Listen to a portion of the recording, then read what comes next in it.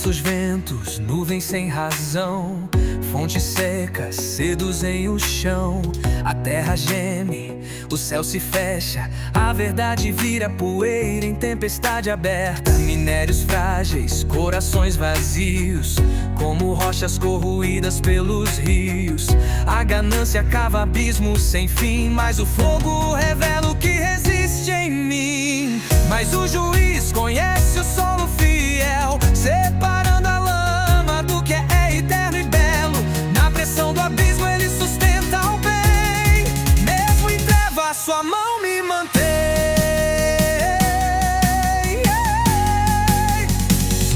Cadeias de escuridão não vencem a luz, mesmo nas profundezas ele me conduz.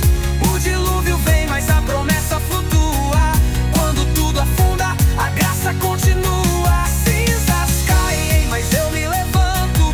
No juízo sou ouro em seu manto.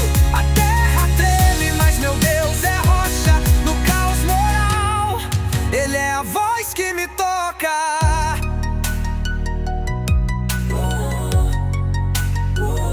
Sodoma virou cinza num sopro só, mas o justo foi salvo no pó. Cada engano que se disfarça em beleza é desfeito quando o céu mostra sua firmeza. Não sigo nuvens sem direção, nem me rendo à erosão do coração. Prefiro a dor da transformação do que viver refém da corrupção. Ele guarda os seus no epicentro do tremor e revela a verdade com muito amor.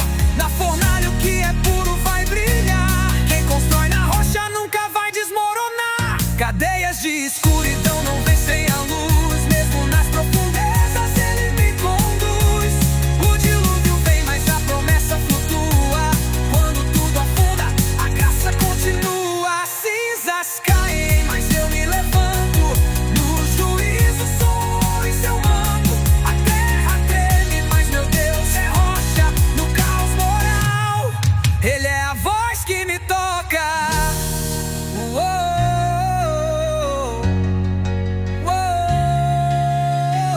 Há um tempo de romper, há um tempo de resistir. Ele vê quem se corrompe, quem decide persistir. Como placas se movem sob pressão, ele alinha o mundo com sua mão.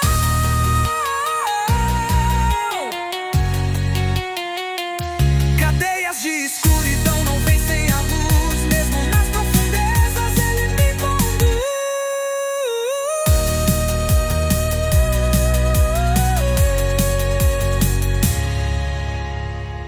Cadeias de escuridão não vencem a luz, mesmo nas profundezas ele me conduz.